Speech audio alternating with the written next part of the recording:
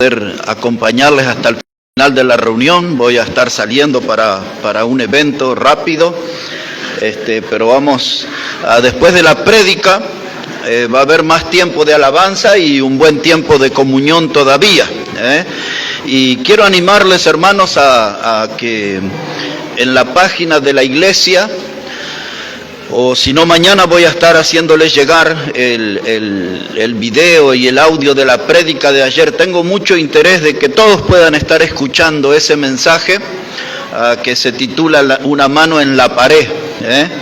Y animarles, hermanos, a que los que nos vienen los sábados, que estén aquí, hermanos, que podamos llenar este lugar los sábados aquí, alrededor de la palabra de Dios.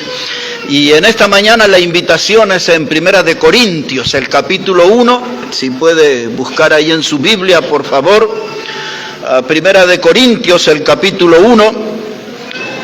Quiero hablarles en esta mañana acerca de una cruz, una tumba vacía, un trono ocupado y un regreso seguro. Si puedo, voy a hablar de todo eso en esta mañana. Una cruz y una tumba vacía, un trono ocupado y un regreso seguro. Dice la palabra de Dios aquí en Primera de Corintios, el capítulo 1, verso 18. Porque la palabra de la cruz es locura a los que se pierden, pero a los que se salvan, esto es, a nosotros es el poder de Dios. Hermanos, la reacción del hombre frente a la cruz es lo que determina su destino eterno. La actitud que tenga el hombre frente a la cruz es lo que determina su destino eterno. Si usted quiere permanecer en el pecado, si usted quiere seguir en el camino de la perdición, la cruz de Cristo le parecerá una locura. Por eso el texto dice que la cruz de Cristo es una locura, pero para los que se pierden. En cambio, para nosotros que ya somos pecadores arrepentidos, al ver la cruz, recordamos el poder de Dios para nuestra salvación. Son dos miradas diferentes. Aquí en Primera de Corintios, capítulo 1, y ahora el verso 23. Dice el verso 23, pero nosotros predicamos a Cristo crucificado. Para los judíos, ciertamente tropezadero, y para los gentiles, locura. Ahora, en primer lugar, dice que la cruz de Cristo para el judío es tropezadero. La palabra tropezadero en el idioma griego, como fue escrito aquí, es la palabra escandalón, de donde nosotros tomamos la palabra escándalo. Eso es lo que significa la palabra tropezadero.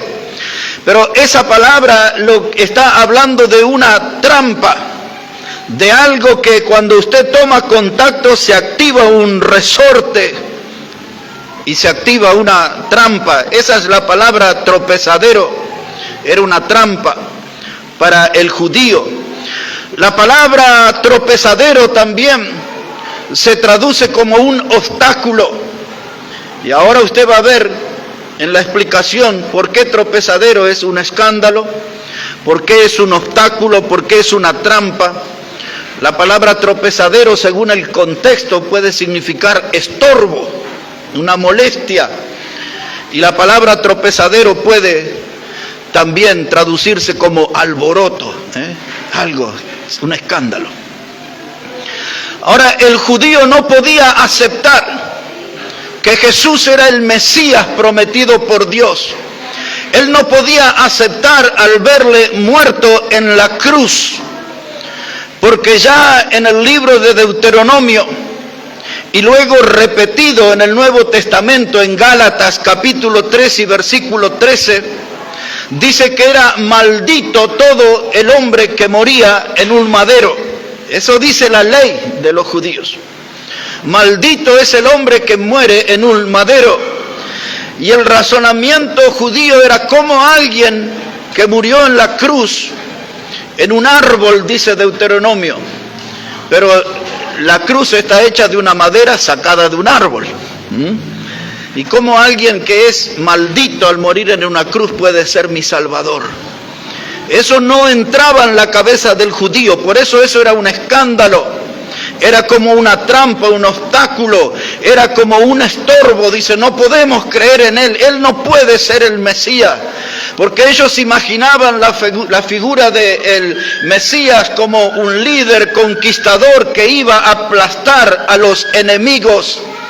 De hecho, en esos días, no pocos judíos creían de que Jesús iba a aplastar el poder de los romanos e iba a terminar con el poder del César romano. Muchos de los que estudian la palabra de Dios creen ver que la traición de Judas fue un modo de acelerar, de que Jesús se manifieste como el Mesías y termine con el poder de los romanos. Pero Dios no les ofreció un Salvador del poder de los romanos. Dios le prometió un Salvador de sus almas. Un Salvador que puede dar vida eterna, no solo librar de los enemigos terrenales, sino que el Salvador prometido por Dios puede dar vida eterna. Por eso los judíos no podían aceptar esto, y esto era un escándalo. Los griegos, que están con la palabra gentiles, griegos y romanos, ellos tenían lo que se conoce como el Olimpo. El Olimpo no es el barrio Olimpo. El Olimpo de los griegos era donde habitaban sus dioses. Y los griegos tenían más de 1000 dioses. Por eso en Hechos 17, cuando Pablo llega a Atenas, a la capital de Grecia, Pablo le dice, yo vengo a predicarles en el nombre del Dios no conocido. Para llamar la atención de los griegos, tenemos más de 1000 dioses y encima dice que tiene uno que no conocemos. Vamos a escucharlo. Y entonces los dioses del Olimpo griego nunca descendían para ser humillados y menos muertos. En la cultura de ellos, los dioses del Olimpo participaban de todos los placeres y de todos los vicios humanos. Y ahora le estaban ofreciendo un Salvador crucificado. Los griegos no podían entender eso. Los romanos no podían entender. Pero la Biblia dice, la palabra de la cruz es locura para los que se pierden. Nosotros sí hemos creído por medio de la fe en Jesús como nuestro Salvador.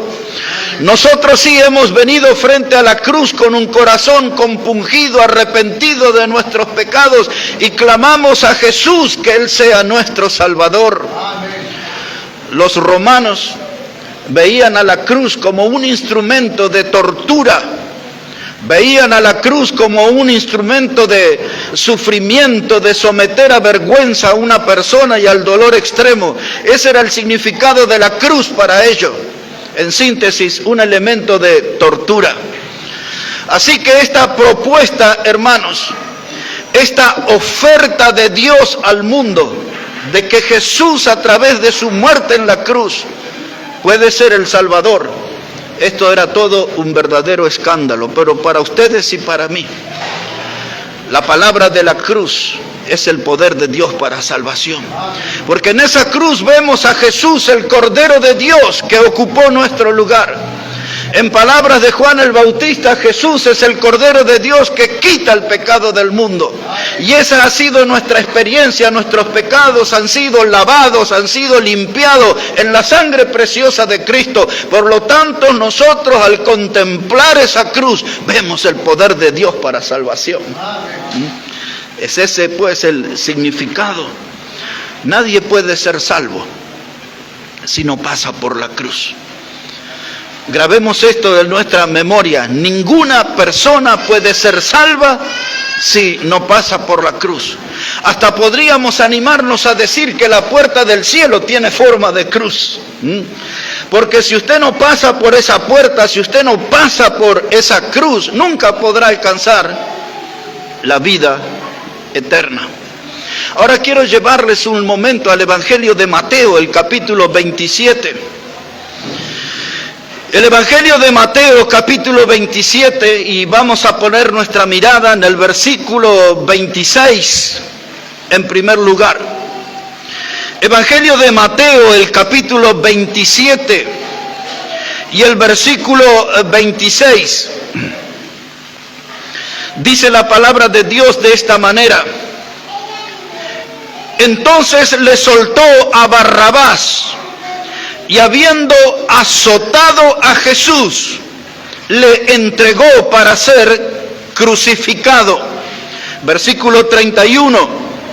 Después de haberle escarnecido, le quitaron el manto, le pusieron sus vestidos y lo llevaron para crucificarle. Versículo 35. Cuando le hubieran crucificado, repartieron entre sí sus vestidos, echando suerte para que se cumpliese lo dicho por el profeta: partieron entre sí mis vestidos y sobre mi ropa echaron suertes. Y sentados le guardaban allí, y pusieron sobre su cabeza una causa escrita: este es Jesús, el Rey de los judíos. Y entonces crucificaron con él a dos ladrones, uno a la derecha y otro a la izquierda. La Biblia nos habla en diferentes pasajes sobre la crucifixión de nuestro Señor. Pero mi propuesta en esta mañana es hablar sobre una cruz vacía. Él no está allí como hace entender una de las religiones más poderosas, de tratar de mostrar una imagen de un Cristo crucificado. Él ya no está allí. Eso es parte del pasado. La cruz está vacía porque Cristo ha resucitado.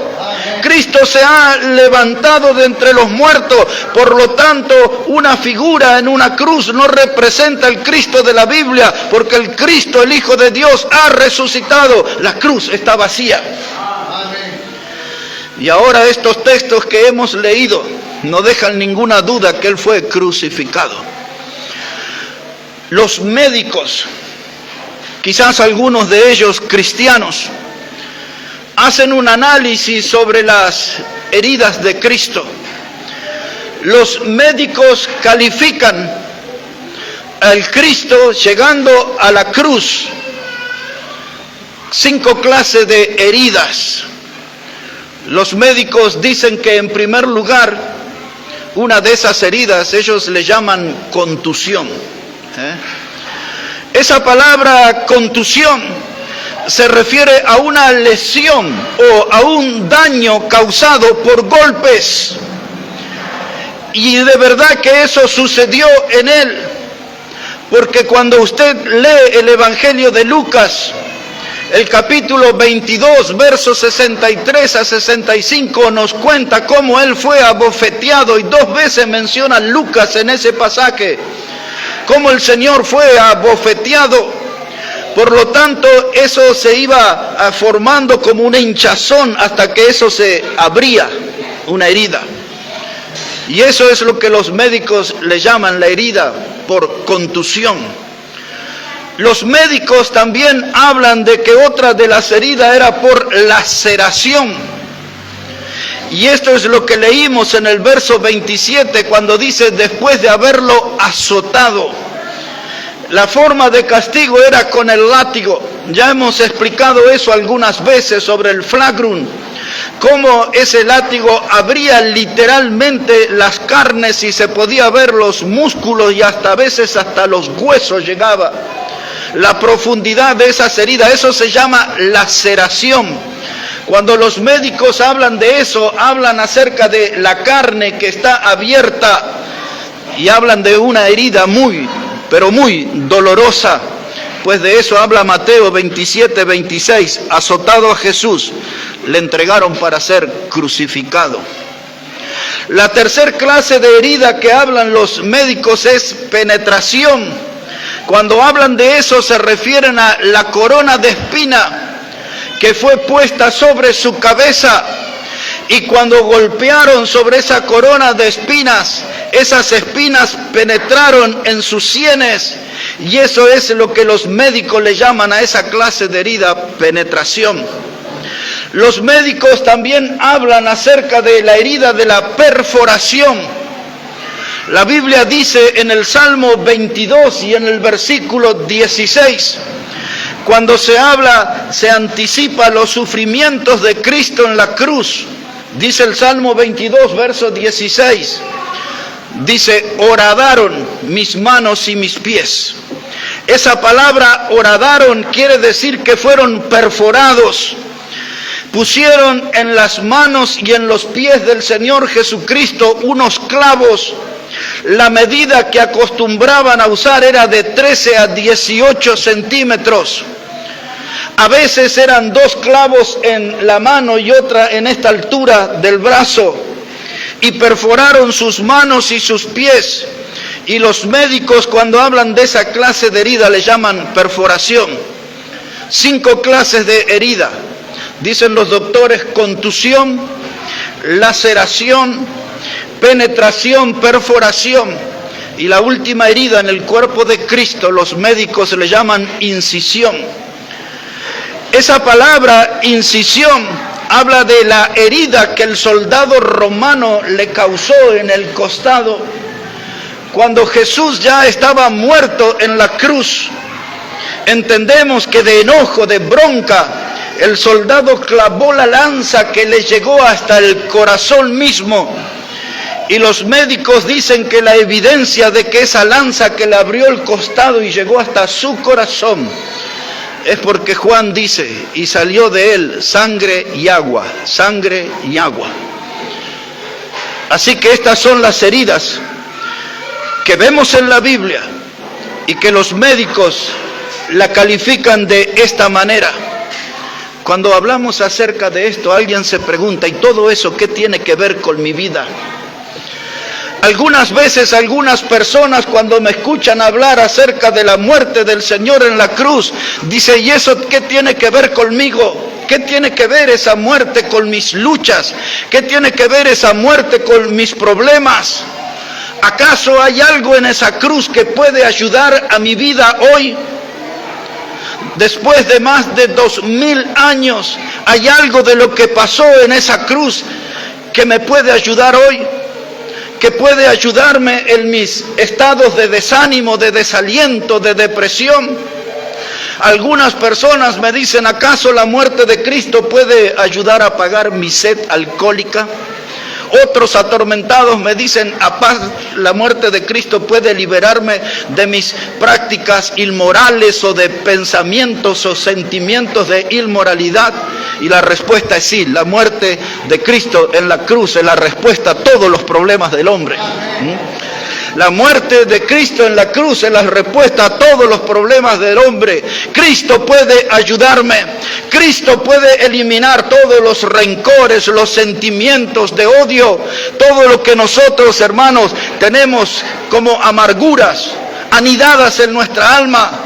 Cuando creemos en Cristo comienza una nueva vida y esa muerte en la cruz demuestra, hermano, que tiene el poder para limpiar mi pecado y para hacerme nacer de nuevo, ser una nueva criatura y dejar todos esos problemas que acosan mi vida, que me tienen acorralado. La muerte de Cristo puede perdonar mi pecado, puede darme una salvación eterna. La muerte de Cristo puede significar el inicio de una nueva vida para mí.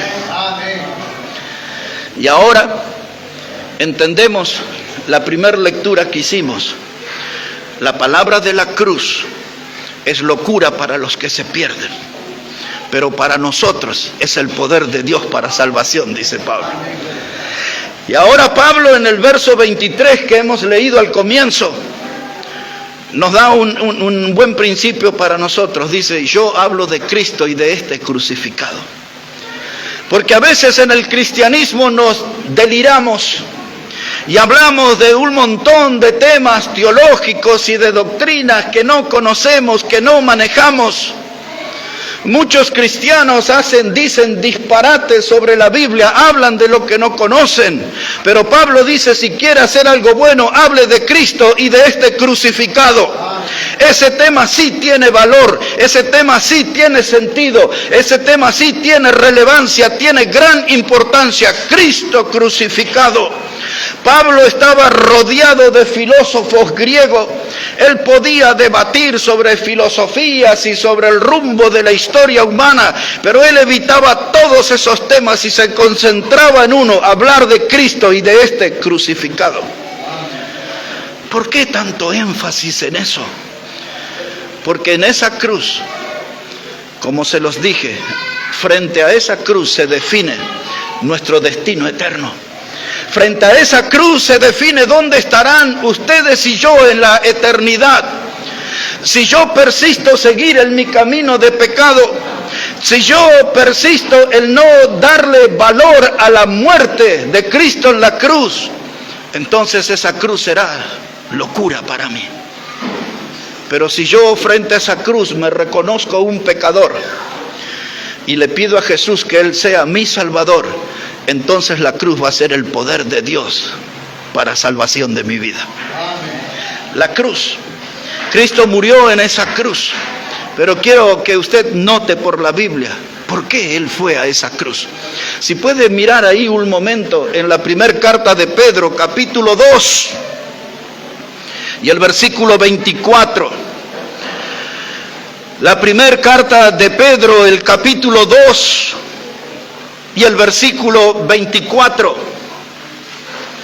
dice la palabra hablando de Cristo, dice: quien llevó Él mismo nuestros pecados en su cuerpo sobre el madero, para que nosotros, estando muertos a los pecados, vivamos a la justicia, y por cuya herida fuisteis sanados. Ahora, dos cosas quiero que observemos aquí. Hay mucho más, pero dos cosas nada más.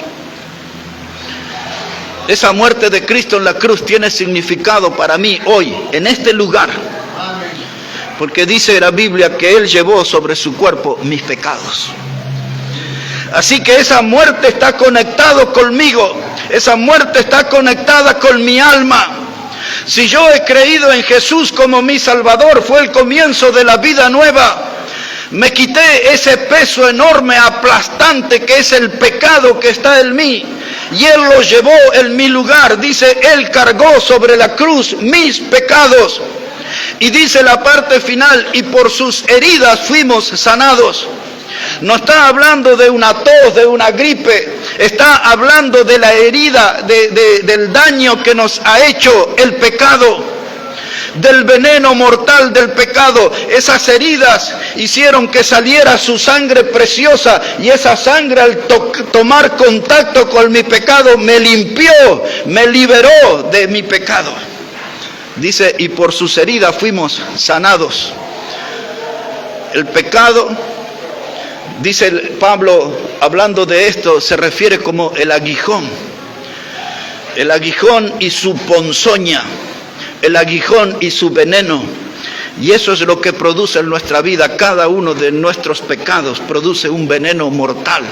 Pero cuando la sangre de Cristo toma contacto con nosotros, nos limpia de todo pecado. Y por su herida somos sanados. Una cruz vacía, enseña la Biblia. Una sangre que fue derramada. El segundo paso en esta mañana, quiero hablarles de una tumba vacía. No solamente hoy miramos hacia atrás y vemos una cruz vacía porque Cristo resucitó, también la Biblia se nos habla de una tumba vacía. Observe ahí un momento Evangelio de Juan, capítulo 20. El Evangelio de Juan, el capítulo 20, versículo 1. Después, si alguien quiere tener más información de eso, tiene que leer Evangelio de Lucas, el capítulo 24, del versículo 1 en adelante. Pero nosotros vamos a concentrarnos aquí en el Evangelio de Juan, capítulo 20. Dice el versículo 1 que el primer día de la semana, María Magdalena fue de mañana, siendo aún oscuro, al sepulcro, y vio quitada la piedra del sepulcro. Y entonces corrió y fue a Simón Pedro y al otro discípulo, aquel al que amaba a Jesús, y les dijo: se han llevado del sepulcro al Señor y no sabemos dónde le han puesto. Y salieron Pedro y el otro discípulo y fueron al sepulcro. Corrían los dos juntos, pero el otro discípulo corrió más aprisa que Pedro y llegó primero al sepulcro. Y bajándose a mirar, vio los lienzos puestos allí, pero no entró. Y luego llegó Simón Pedro tras él y entró en el sepulcro y vio los lienzos puestos allí y el sudario que había estado sobre la cabeza de Jesús, no puesto con los lienzos, sino enrollado en un lugar aparte. Y escuche esto, dice verso 8: y entonces entró también el otro al sepulcro, el otro discípulo que había venido primero al sepulcro, vio y creyó, porque aún no habían entendido la escritura de que era necesario que él resucitase de los muertos. El Evangelio de Lucas que les cité, el capítulo 24, cuando llegan las mujeres allí, ven varones de vestiduras blancas y ven ese sepulcro abierto. Y esos varones le dijeron a las mujeres: ¿por qué buscáis entre los muertos al que vive? Pero Juan nos da más información: un sepulcro abierto, una tumba vacía. Todo lo que quedaban eran los lienzos, eran esa clase de vestimenta que ponían en los muertos. Y más allá había otro lienzo, enrollado, dice el texto, bien dobladito.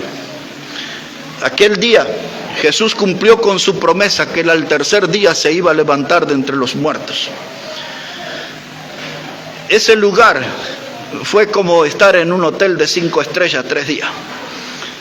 Llegó la hora, se sacó esa vestimenta que le habían puesto de muerto y con detenimiento la arrolló, la acomodó cada cosa en su lugar. Y dice: ya está. La piedra fue corrida, fue un ángel del Señor que corrió la piedra. Y Cristo resucitado se manifiesta. Cumplió con su palabra, resucitó al tercer día. Por eso estamos hablando en esta mañana de una cruz vacía. Cristo resucitó. Una tumba vacía. Cristo ha resucitado. Y ahora lo que hicieron los sacerdotes, no voy a tener tiempo de ir a todos los textos, pero después usted puede buscar el Evangelio de Mateo, el capítulo 28, versos 11 a 14. Cuando los líderes religiosos que lo guiaron a la muerte a Jesús supieron que él había resucitado cumpliendo su promesa, entonces tomaron a los soldados y los sobornaron. Le dieron dinero a los soldados para que ellos salieran a decir que por la noche habían venido sus discípulos y se habían robado su cuerpo. Pero cuando usted lee Hechos capítulo 1, versículo 1 a 4, ahí Lucas, que escribió el libro de los Hechos, le escribe a Teófilo y le dice: excelentísimo Teófilo, como te escribí en el primer tratado. Ese era el Evangelio de Lucas. Ahora le vuelve a escribir y le dice estas palabras. Dice que Cristo se presentó con pruebas indubitables. Esa palabra indubitable que usa Lucas quiere decir que no dejan ninguna duda. Cristo ha resucitado, y pasa a decirle que convivió 40 días con los apóstoles, resucitado. Después de haber resucitado, vivió 40 días con los apóstoles y él les había hecho una promesa: no los dejaré huérfanos, y les sopló el Espíritu Santo. ¿Se acuerdan? Sopló el Espíritu Santo, porque el Espíritu Santo iba a estar durante 10 días con ellos, que él no iba a estar hasta la fiesta de Pentecostés. Hechos capítulo 2, dice Jesús que vayan a Jerusalén y recibiréis poder de lo alto. El Espíritu Santo iba a venir para ellos y ahora Dios iba a estar en ellos a través del Espíritu Santo. Y ahí estamos, hermanos, llevando aquí nuestro mensaje. Pero dice la Biblia en 1 de Corintios capítulo 15 del versículo 1 al 6, después de que Pablo les explica lo que era el Evangelio, que Cristo fue muerto y sepultado conforme a la Escritura y resucitó el tercer día conforme a la Escritura. Le dice Pablo, esto es el Evangelio. Si ustedes no han creído en eso y creyeron otra cosa, creyeron en vano. Pero el Evangelio es uno solo y es este: Cristo muerto y sepultado conforme a la Escritura y Cristo resucitado conforme a la Escritura. Y pasa Pablo a enumerar que al Cristo resucitado lo vio Jacobo y empieza a dar los nombres y dice, ya hay más de 500 hermanos, más de 500 de los que aún viven, que le han visto a él resucitado. Una cruz vacía, una tumba vacía. Cristo ha resucitado, el Señor ha resucitado. Ahora, en Hechos capítulo 2, voy a cerrar ese punto con ese texto. En Hechos de los Apóstoles, el capítulo 2, después del Evangelio de Juan, viene el libro de Hechos. Y observe lo que dice la palabra de Dios, Hechos capítulo 2, verso 22. Este es el sermón que Pedro y los otros apóstoles dieron en la fiesta de Pentecostés. Y observe lo que dice él. Dice, varones israelitas, oíd estas palabras. Jesús Nazareno, varón aprobado por Dios entre vosotros, con las maravillas, prodigios y señales que Dios hizo entre vosotros por medio de él, como vosotros mismos sabéis, a este entregado por el determinado consejo y anticipado conocimiento de Dios, prendisteis y matasteis por manos de inicuos, crucificándole. Y observe lo que dice la Escritura: al cual Dios levantó, suelto los dolores de la muerte, por cuanto era imposible que fuese retenido por ella. Ahí Dios da los detalles de la crucifixión, de la muerte de Cristo. Pero dice la Escritura que la muerte y sus dolores no iban a poder apoderarse de él, porque Dios le iba a resucitar de entre los muertos. Por esto, en esta mañana, con toda la autoridad que nos da la Biblia, estamos hablando de una cruz vacía y de una tumba vacía, porque Cristo vive y vive para siempre. En tercer lugar, quiero hablarles acerca de un trono ocupado. Una cruz vacía, una tumba vacía. Y ahora nos vamos a ocupar a hablar de un trono ocupado. La primera carta de Juan, bien allá casi al final de la Biblia, antes de Apocalipsis, se va a encontrar con las cartas de Juan. En la primera carta de Juan, capítulo 2, versículo 1. Primera de Juan, el capítulo 2 y el versículo 1. Dice así la palabra del Señor, primera de Juan 2, verso 1, dice, hijitos míos, estas cosas os escribo para que no pequéis. Y si alguno hubiere pecado, abogado tenemos para con el Padre, a Jesucristo el justo.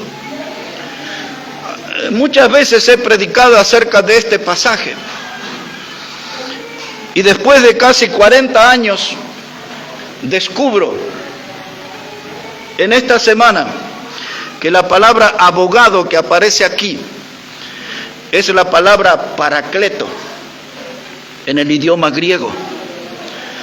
Cuando Jesús le dijo a los discípulos que era necesario que él se fuera al Padre, y dijo Jesús, y yo les enviaré otro consolador. Esa palabra consolador se refería al Espíritu Santo, y esa palabra se traduce como paracleto. Eso lo sabía bien, pero lo que no sabía es que la palabra abogado se traduce como paracleto. Y esa palabra paracleto significa alguien que fue llamado a ayudar. Cuando el Espíritu Santo vino a nuestra vida, vino para ayudarnos. El Espíritu Santo era una persona llamada para ayudarnos. Y ahora la Biblia dice que tenemos un abogado con la misma función, está puesto en ese lugar para ayudarnos. La palabra de Dios nos dice, hermano, que Jesús está allí como abogado para con el Padre. El trono de Dios, el Señor al lado del trono del Padre, un trono ocupado para un ministerio, para una función. Él es nuestro abogado. Y ahora usted se pregunta, ¿para qué quiere un abogado? ¿Para qué necesita un abogado? Y yo estoy aquí para decírselo.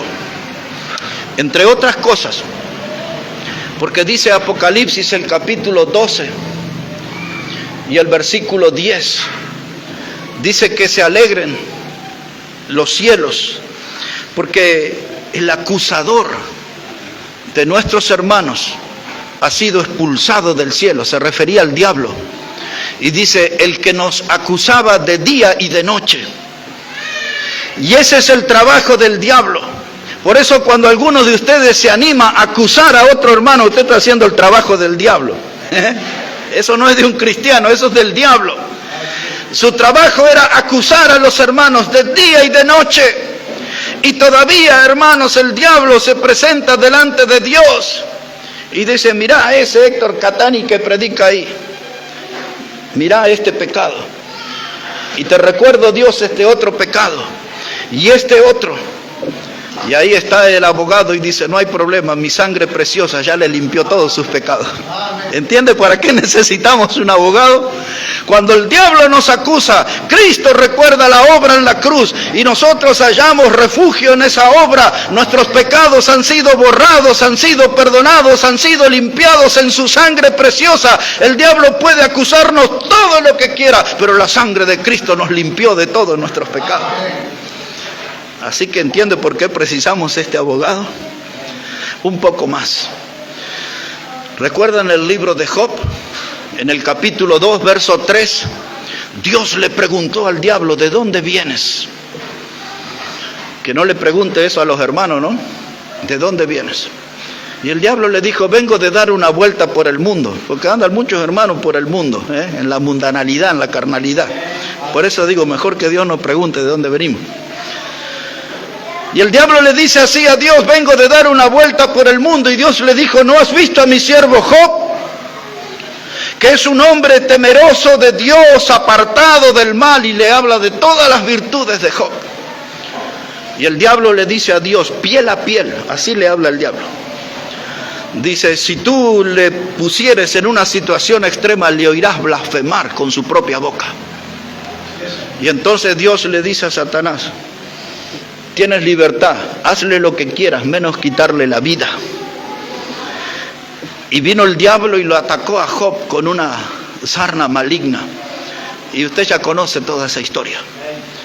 Pero el hecho es que ahí tenemos otra prueba más de cómo el diablo anda acusando a los hermanos. Lo vino a acusar a Job delante de Dios. Dice, ponelo en una prueba y lo vas a oír blasfemar. Ponerlo en una situación difícil y vas a notar que no te ama tanto y que no te es tan fiel. En otras palabras estaba diciendo eso. El diablo acusando a los hermanos.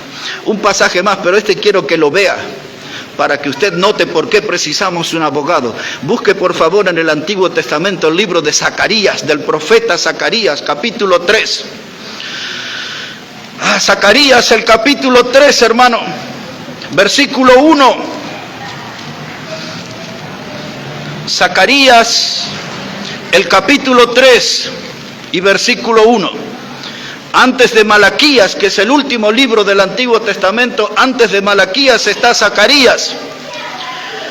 Y si no lo encuentra, solo me da su atención y le voy a leer para usted lo que dice Zacarías, capítulo 3, versículo 1. Dice la palabra, me mostró el sumo sacerdote Josué, el cual estaba delante del ángel de Jehová, y Satanás estaba a su mano derecha. ¿Para qué dice su Biblia? Para acusarle. El acusador de los hermanos siempre está marcando el pecado. Siempre está acusando, siempre busca deprimir, desanimar, siempre busca destruir. Jesús dijo que el diablo vino a hurtar, matar y destruir. Cuando dice que vino a hurtar, nos está enseñando, entre otras cosas, que el diablo es un ladrón del gozo. Cuando usted no tiene gozo es porque el diablo se lo robó. Él vino a robar, a hurtar, y ahora ahí estaba Josué, el sacerdote, estaba vestido con ropas viles, ropas comunes, y el diablo acusándole al sacerdote. Observe cómo sigue la historia, verso 2. Y dijo Jehová a Satanás: Jehová te reprenda, oh Satanás. Jehová, que ha escogido a Jerusalén, te reprenda. ¿No es este un tizón arrebatado del incendio? Y Josué estaba vestido de vestiduras viles y estaba delante del ángel. No estaba vestido de galas para una gran fiesta. Estaba vestido con ropas viles, andrajosas, harapientas. Y el diablo se aprovechó y le acusó. Pero Dios lo enfrentó al diablo y le dijo esa frase maravillosa. Dice: este es un tizón arrebatado del incendio. ¿Qué es lo que le dijo Dios?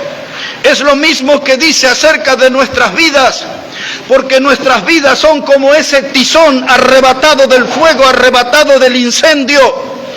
Nuestras vidas sin Cristo se estaban quemando. Nuestras vidas sin Cristo estaban sintiendo el calor de las llamas del infierno. Ese camino pecaminoso nos depositaba directamente al infierno, pero Cristo se cruzó en nuestro camino, nos rescató, nos salvó y salimos de ese fuego medio chamuscado, medio quemado, pero aquí estamos. Somos como ese tizón arrebatado del infierno. Cristo nos salvó, hermano. Y Dios usó esa frase para decirle: ya lo has lastimado bastante a Josué, y a todos nosotros el diablo nos ha lastimado. Todavía estamos medios quemados, pero no estamos consumidos. Fuimos arrebatados del incendio y librados del incendio mayor, que es el fuego eterno del infierno. Y aquí estamos por la obra de Cristo. Una tumba vacía, una cruz vacía y un trono ocupado por un abogado que es nuestro mediador, es nuestro intercesor. Lo necesitamos cada día para que Él nos defienda delante de Dios de las acusaciones del diablo. Hay mucho más para decir, pero quiero llegar al último punto en esta mañana para hablarles de un regreso seguro. Una cruz vacía, una tumba vacía, un trono ocupado. Y ahora hablaremos sobre un regreso seguro. Es el regreso de Cristo Jesús. Busque ahí en el libro de Hechos de los Apóstoles. Otra vez vamos a Hechos, capítulo 1, y ya entramos en la parte final de nuestro mensaje. Hechos, el capítulo 1. Recuerde, es el final del mensaje, pero no de nuestra reunión, porque después de la prédica habrá mucho más alabanza y seguramente habrá lectura bíblica y buena comunión aquí en este lugar. Dice la palabra de Dios, Hechos de los Apóstoles, capítulo 1, versículo 9. Ya Cristo había muerto y había resucitado. Ya había vivido 40 días con los apóstoles. Y ahora dice la palabra de Dios en el versículo 9. Dice: y habiendo dicho estas cosas, se refiere a Jesús. Dice: y habiendo dicho estas cosas, viéndolo ellos eran los apóstoles, fue alzado y le recibió una nube que le ocultó de sus ojos.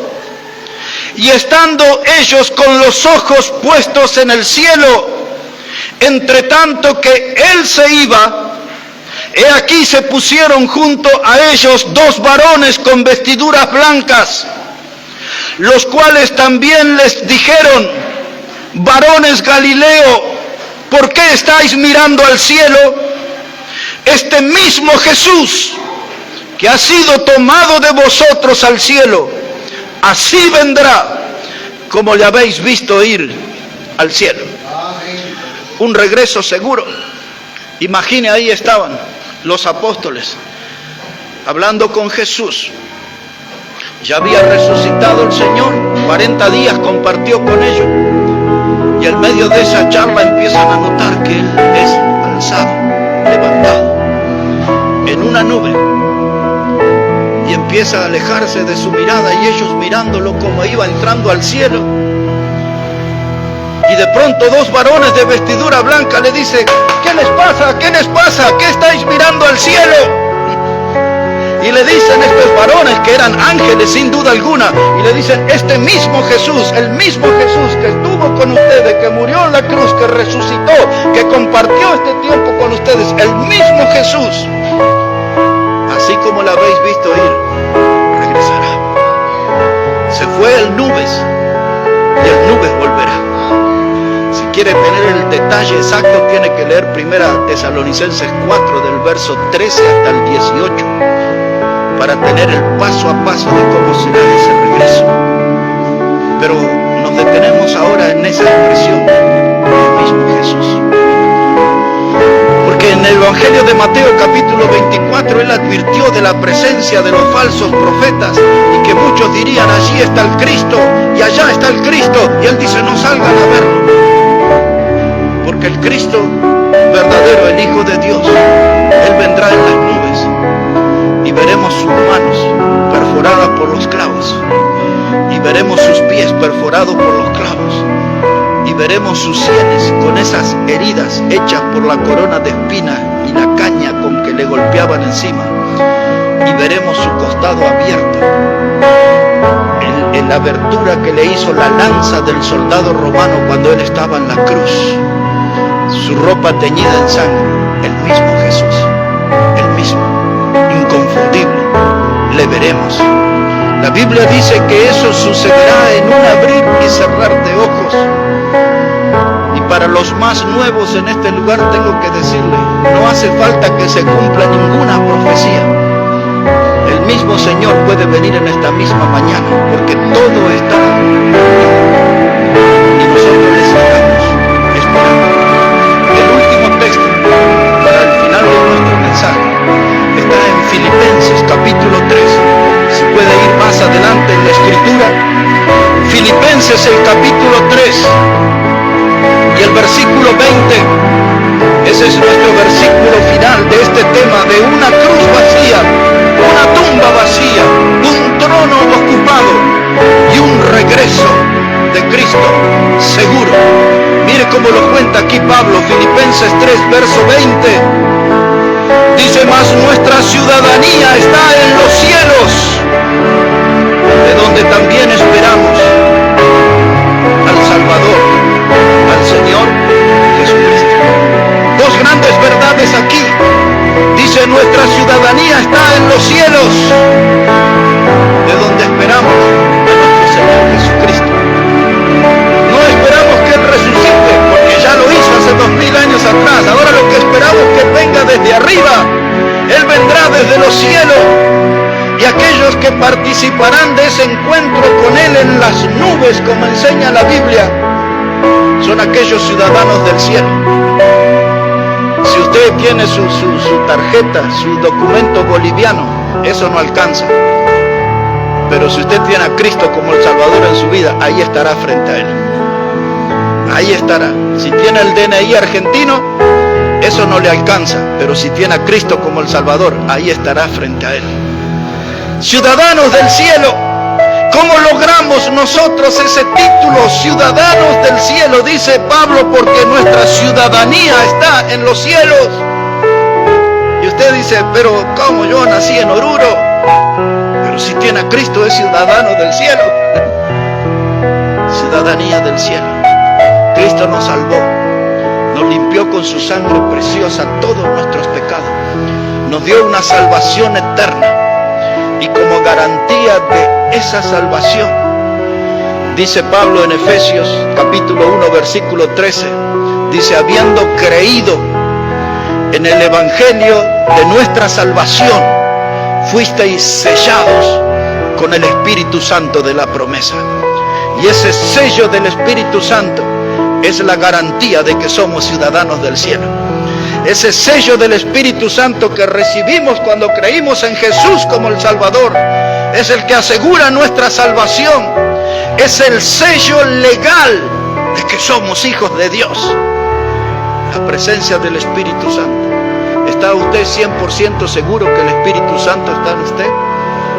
Porque si hubiera alguna duda en usted, o si usted me dijera en esta mañana, yo no tengo ese sello, pues entonces tiene que mirar a la cruz, donde Cristo murió hace 2000 años atrás. La Biblia dice, y lo hemos leído, Él cargó nuestro pecado y lo llevó sobre el madero. Él allí ha llevado nuestro pecado. Y la Biblia dice que Él derramó sangre preciosa. Y la Biblia asegura que la sangre de Cristo nos limpia de todo pecado. Y usted tiene que comprender que es una persona pecadora. Y necesita comprender que Jesús puede ser su Salvador. Y en esta mañana usted mira esa cruz. Y por la fe puede hablar con Jesús. Y decirle, soy un pecador. Te necesito como mi Salvador.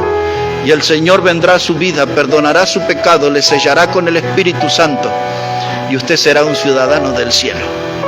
No es muy complicado, ¿verdad? Esto es así por la gracia de Dios, la maravillosa gracia de Dios que nos saca de un estado de perdición y nos pone salvos en Cristo Jesús.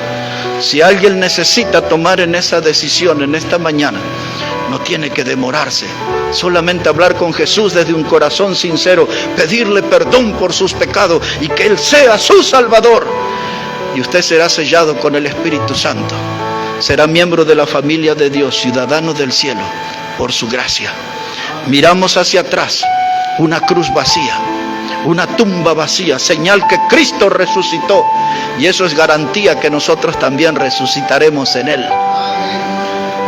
Un trono ocupado, un abogado que intercede por nosotros todos los días, alguien que nos ayuda en nuestras fragilidades, en nuestras flaquezas, en nuestros pecados. Él está intercediendo como abogado. Y ahora podemos volver a nuestra casa hoy con la promesa de que Él regresará pronto. El mismo Jesús, dijeron los ángeles, como le habéis visto ir, así regresará. Hablemos con Jesús en esta mañana. Todos de pie, por favor, vamos a orar al Señor. Vamos a hablar con Cristo Jesús en esta mañana.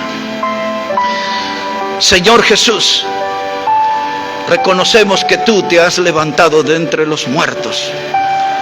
Y venimos delante de ti para pedir ayuda. Algunos clamarán a ti en esta mañana pidiendo salvación eterna y perdón de pecados. Obra en esas vidas, Señor. Sálvales en esta mañana conforme a tu gran misericordia. Y ayúdanos a nosotros, Señor, a andar en esta vida nueva, dando testimonio de la fe y de tu obra, Señor. Ayúdanos, Señor, a tomar tu cruz cada día y seguirte con fidelidad. Que tu palabra preciosa obre, siga trabajando en cada uno de nosotros. Danos de tus bendiciones, Señor, necesitamos tanto de ti. Obra en este lugar, bendice cada vida y bendice cada familia, Señor, que representamos aquí. Y todo esto lo pedimos en el precioso nombre de Jesucristo. Amén y amén. Que Dios bendiga su palabra, hermanos. Nos quedamos de pie y nuestro hermano Ramiro vendrá para seguir adelante con nuestra reunión. Dios